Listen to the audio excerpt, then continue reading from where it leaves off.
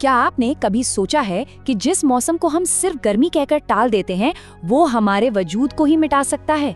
भारत का जलवायु संकट और हमारा अस्तित्व, ये कोई आम चर्चा नहीं है। आज हम विज्ञान के नजरिए से उस खौफनाक सच्चाई के अंदर गोता लगाने वाले हैं जिसके ठीक मुहाने पर हम खड़े हैं। चलिए बिना वक्त बर्बाद किए सीधा शुरू करते हैं।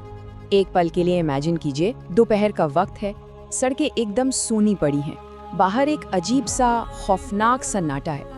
हवा तो चल रही है लेकिन उसमें जरा भी ठंडक नहीं है। वो राहत नहीं दे रही बल्कि चेहरे पर किसी दहकती हुई आग की तरह लग रही है। पारा 45 डिग्री पार कर चुका है। 45! ये सुनते ही हमारी बेचैनी बढ़ने लगती है, राइट?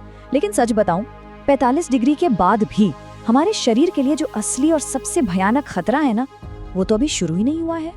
अब जरा इस नंबर पर गौर कीजिए, 50 डिग्री सेल्सियस। 50! अगर ये तापमान हवा में थोड़ी सी भी उमस यानी ह्यूमिडिटी के साथ 50 डिग्री तक पहुंच जाए तो क्या होगा?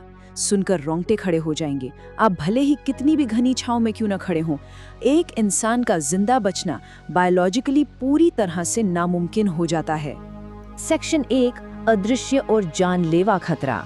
तो आखिर ये खतरा क्या है और हम इसके इतने करीब कैसे आ गए? हमारा भारत फुल स्पीड में बिना ब्रेक लगाए ठीक इसी खौफनाक मंजर की तरफ बढ़ रहा है। दिल्ली, नागपुर, अहमदाबाद जैसे बड़े शहरों को देखिए, ये हर साल लगातार गर्मी के नए रिकॉर्ड तोड़ रहे हैं।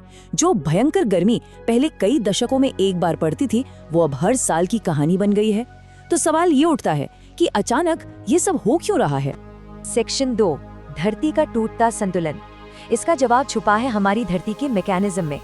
देखिए, हमारी धरती एक बहुत ही नाजुक से प्राकृतिक बैलेंस पर चलती है। हर सेकंड सूरज से ढेर सारी ऊर्जा हमारी धरती पर आती है और फिर उतनी ही ऊर्जा वापस स्पेस में लौट जाती है। बैलेंस बना रहता है। लेकिन अब हमने इस बैलेंस की धज्जियां उड़ा दी हैं। इसे ग्रीन हाउस इफेक्ट कहते हैं। होता यह है कि जब हमारे वातावरण में कार्बन डाइऑक्साइड और मीथेन जैसी गैसें बहुत ज्यादा बढ़ जाती हैं तो वो एक मोटी सी चादर बना लेती हैं। ये चादर धरती की गर्मी को अंतरिक्ष में वापस जाने ही नहीं देती। गर्मी अंदर ही कैद होकर रह जाती है।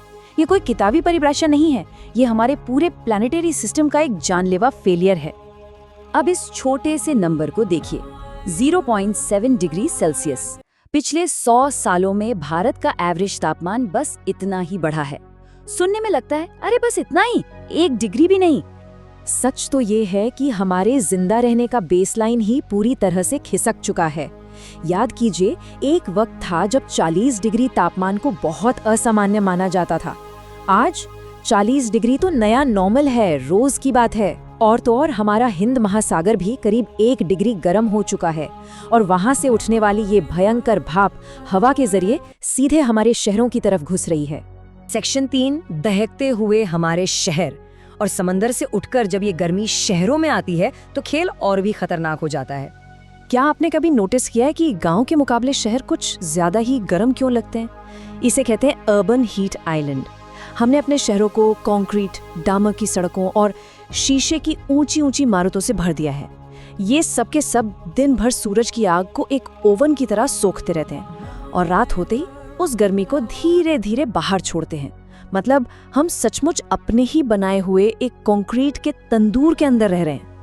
और यहाँ से शुरू होता है एक जानलेवा लूप। पहले भयंकर गर्मी, उससे जमीन का पूरा मॉइस्चर सूख जाता है, सूखापन आता है। और फिर और भी ज्यादा खतरनाक गर्मी। सूखी जमीन खुद को ठंडा नहीं कर पाती तो वो गर्मी को और भड़काती है। ये एक ऐसा भंवर है जिसमें हम फंसते जा रहे हैं। सेक्शन 4, शरीर की आखिरी सीमा। अब तक बात पर्यावरण की थी, लेकिन अब बात हमारी अपनी जान की है। देखिए, हमारा शरीर पसीना निकालकर खुद को ठंडा रखता है, लेकिन जब हवा में उमस यानी ह्यूमिडिटी हद से ज्यादा हो जाए तो पसीना सूखता ही नहीं है।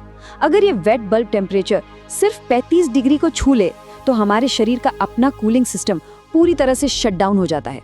System fail. उसके बाद आप कितनी भी ठंडी छांव में क्यों ना बैठे हों, इंसान का बचना नामुमकिन है। और ध्यान रहे, इस गर्मी का असर सिर्फ हमारे शरीर पर ही नहीं रुकता, ये एक डोमिनो इफेक्ट है। गंगा जैसी हमारी विशाल नदियां सूखने लगती हैं। पानी कम होगा तो सीधी सी बात है, हमारी पूरी कृषि व्यवस्था चरमरा जाएगी। खेती गिरेगी तो सीधा खाने का संकट आएगा। और देखते ही देखते हमारी पूरी की पूरी इकोनॉमी ताश के पत्तों की तरह ढह जाएगी। सब कुछ इस एक चीज से जुड़ा हुआ है। सेक्शन 5, इस भविष्य को बदलना। तो क्या सब कुछ खत्म हो चुका है? क्या इस टिक टिक करते हुए टाइम बॉम्ब को रोका जा सकता है? जवाब है हाँ, बिल्कुल रोका जा सकता है, लेकिन हमें आज अभी से बदलना होगा। चलिए हमारे सर्वाइवल ब्लूप्रिंट पर नजर डालते हैं। सबसे पहला हथियार है सही नीतियां, जैसे अहमदाबाद का हीट एक्शन प्लान, जहां अर्ली वार्निंग सिस्टम देकर कई जानें बचाई गई हैं। दूसरा, हमें अपने शहरों को ठंडा करना होगा। छतों को कूल रूफ बनाने और हरियाली बढ़ाने से ही तापमान 2 से 4 डिग्री तक गिर जाता है। तीसरा, हमें सिर्फ कोई भी पेड़ लगाने से काम नहीं चलाना है, ऐसे नेटिव जंगल्स जो उस खास मिट्टी के लिए ही बने हों। और चौथा, पानी। चेन्नई की तरह रेन वाटर हार्वेस्टिंग को हर जगह अनिवार्य करना होगा। सच मानिए, पानी बचाना ही इस गर्मी से लड़ने का सबसे बड़ा और सबसे कारगर तरीका है। लेकिन यहाँ एक बहुत ही कड़वा सच है जो हमें हजम करना होगा। एसी, एयर कंडीशनर, इस प्रॉब्लम का सलूशन बिल्कुल नहीं है। उल्टा, जब हम अपना कमरा ठंडा करने के लिए एसी चलाते हैं तो वो बाहर के माहौल में और भी ज्यादा आग उगलता है। ये आग में घी डालने जैसा है। हमें अपनी पूरी लाइफस्टाइल को बदलना होगा। ऊर्जा बचाना और पानी का संरक्षण, यही हमारी पहली प्रायोरिटी होनी चाहिए। लेकिन जो सबसे बड़ा बदलाव हमें चाहिए ना, वो कोई मशीन या टेक्नोलॉजी नहीं ला सकती। वो बदलाव है हमारे माइंडसेट का, हमारी सोच का। ये भयंकर गर्मी रातों रात इतनी खतरनाक नहीं हुई है और ये रातों रात कम भी नहीं होगी। ये सिर्फ सरकारों का काम नहीं है, ये हम सब की सामूहिक जिम्मेदारी है। अगर हम आज अभी एक साथ मिलकर कड़े कदम नहीं उठाते तो हम इस भयंकर भविष्य को कभी नहीं टाल पाएंगे।